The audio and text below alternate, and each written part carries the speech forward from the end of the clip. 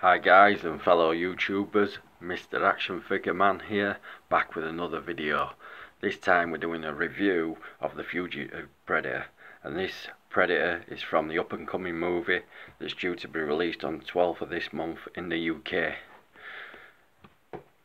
I had to get this bad boy. I'm a Predator fan, there's a lot of us out there, so let's have a quick look at the box. Turning to the back of the box, you'll see 4 graphics of the figure that's inside this box, but not inside this box. I took him out. Anyway, having a close look at it, you can see there's quite a bit of a nice articulation there, and graphics, paint apps, so forth. A nice little bit of information there. If you want to pause that and read it, you can. On with the figure itself. Obviously I took my figure out of here, but I'll show the inside of the box, especially the inlay. As you can see, a nice big picture of the Predator that's inside this box. Nice looking. I had to snap this one up, and boy, it wasn't cheap. A lot more expensive than the usual figures that you get, around 25 quid. This one cost me over £35, but it's money well spent, because I reckon give it a couple of weeks and this figure will have disappeared off the shelves from my favourite store, of course, which is Forbidden Planet. Anyway, on with the figure. And well, maybe not yet. We'll get into the accessories first. Firstly, his head sculpt. Now, this is a spare head that comes with the figure, and as you can see, if we get close in on that, that is a fantastic looking sculpt. There's some serious good paintwork on there. I really do like it. It's no bad paintwork on it whatsoever. I've had a good look over it. There's no blemishes, nothing that looks like it stands out of the ordinary. The details inside the mouth are phenomenal. The eyes are piercing aqua-like colour. There's some variants of colour there, including his sort of creamy beige flesh colour, followed with some blacks and light browns there, looking really nice. Obviously I did have a mess about and tried to get this head on the figure, but it's a bit tight, so for this video I won't be trying to put his head on there, because it's a very messy thing to do. It's a lot of tinkering about to get that head perfectly in that on that pin. So his hair, a nice glossy black effect, or should I say his dreads. It's a soft rubber, really soft rubber, and it's not sort of like in rows and stuck down. It does seem to be very individual strands of dreadlocks. Really nicely done. It's a mean looking head sculpt. I've had a look at some of my other Predator figures, and there seems to be a lot more detail regarding the paintwork on these figures, and so there should be for nearly 40 quid, you know. Also, he also comes with 2 sets of arms, which do go in just below the elbow on the figure. They fit quite well, quite snug, but I prefer to just display my figure with his full armour, if you like. There's rotation in these wrists, full rotation, and he's some decent articulation. It does bend at a sort of 90-degree angle, and it does sort of bend in reverse at almost a, well, is a more or less a 90-degree angle. Looking at the detail, as you can see on the paintwork, it's looking really good. The sculpt on it, where you can see the fleshy, like lizardy effect on his arms, they're really nice. Even the palms of his hands are perfectly done, where you can see the lines there.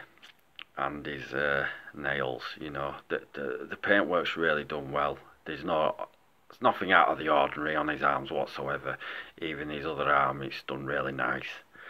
And yet again, I've had a mess around with it, so I've loosened up the joints a bit. They were a bit tight with paint, but same again, 90-degree angles, reverse and, well, down and up.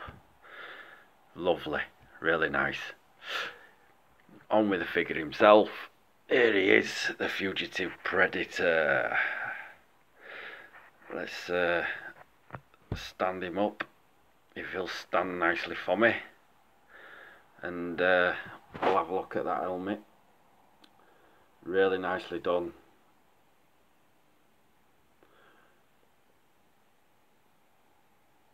It's a nice effect. You ain't got no dodgy joinings around the top of the helmet. It's all masked pretty well. It's really nice. The armour's really detailed. It's got like that chainmail effect on it. Some nice golding on his helmet and his chest armour. It's really nice, it really is.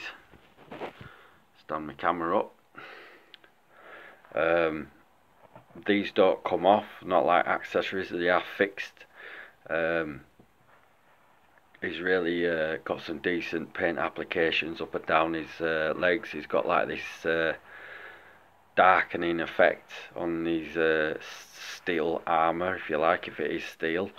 It's like it's scorch marks, if you like. It is a rubbery texture. It is a rubbery texture, so I don't want to be marking it too much in case the paintwork scratches off. You don't want to be doing that when the figure costs nearly 40 quid, you know. You could probably get these off if you were liked customising your figures, but I won't do it.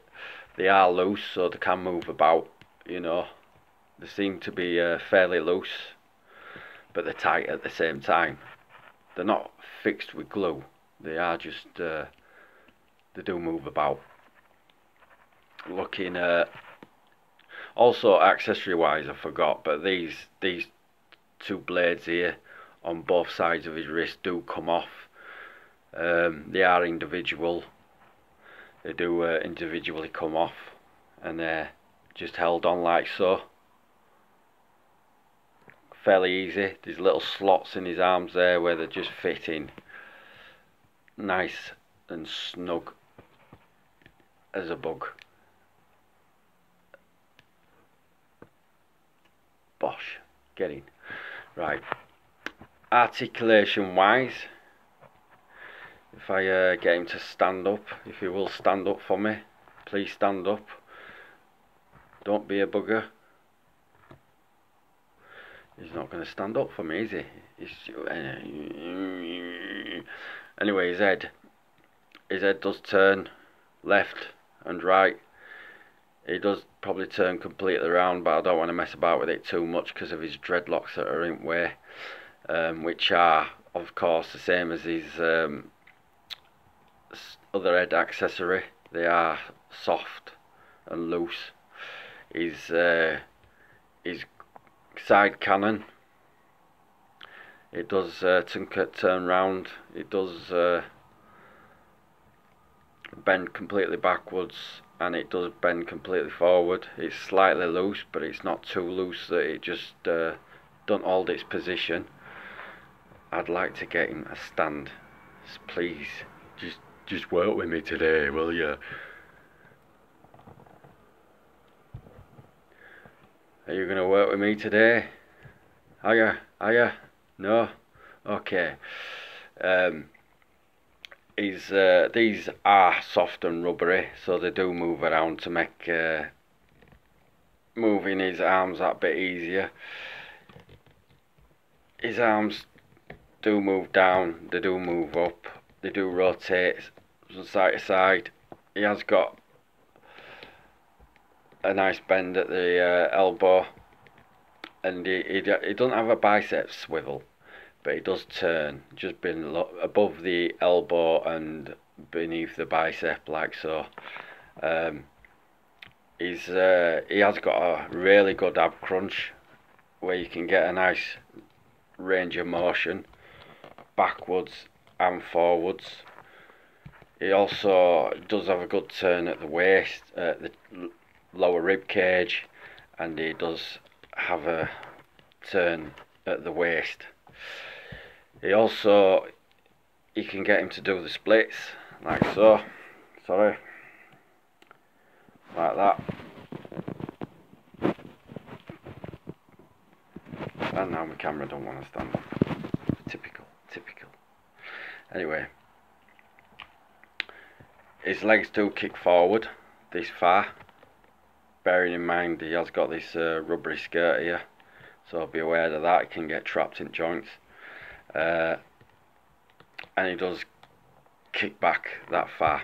Also, look at this. Would you believe it? It would have to come sliding down right now, wouldn't it? He has got a double joint at the knee, which is great. He also has some movement in his feet. They don't really move from side to side, but there is a slight wobble there. So there's not a massive range of motion, but you know, it's still a good articulated figure nonetheless. Typical. Anyway, let that come off. Let's have that coming off right now, shall we? Because right now it's doing me head in. We'll put the on later. So they do come off, as you can see. He does have some movement at the top of his thigh, like so, and he also has a movement just at the top of his knee to get a better range of motion, like so. Also, he does stand around 7 inches tall. Just as a size comparison, is a Scar Predator from the Aliens v Predator movie. Now, if I just put them side by side, even though you can't probably tell too well at the moment, this Predator just takes it. He's actually about 5 mil taller than this guy, but I thought, looking at it in the box, I thought he'd be slightly taller than this Predator, but I was completely wrong. Even though there's some great detail in this Predator, there is better detail in this Predator. The face sculpt on this guy is a lot better than this one. A lot more refined, detailed paintwork for starters. And so it should be when you're paying over £35 for a figure. And he also stands a lot better because he's got a better thing on the bottom of his feet, better soles for standing, whereas this guy does not. So therefore that's why he's having an issue standing on my table right now. Also his mask doesn't come off. It doesn't come off. It's sculpted, so you just have to pull head off and put this head on. But as I say, I've had a go with this head, and it's quite an awkward thing to do to get this head on. So you probably have to do a lot of tinkering about and messing about with it, and you don't want to break it, that's for sure. You really don't want to break it. I just noticed, I don't know if they're meant to move, but that mandible is moving. It's not broken, is it? Oh god. Anyway, I might have to glue that, bugger. But as a whole, as he is, I'm just going to display my figure like this on my shelf to go with my other Predators. With a little bit, oh, now you want to stand up, perfect. Anyway, I hope you enjoyed my review of the Fugitive Predator from NECA, from the new Predator movie that's due out soon. So, I'm Mr. Action Figure Man, and it's a thumbs up with me. Don't forget to hit the subscribe button, watch my video, press the like button, and press the notification button for future videos of guarded figures like this and other figures. So, see you later guys, and thanks for watching. I'm out of here.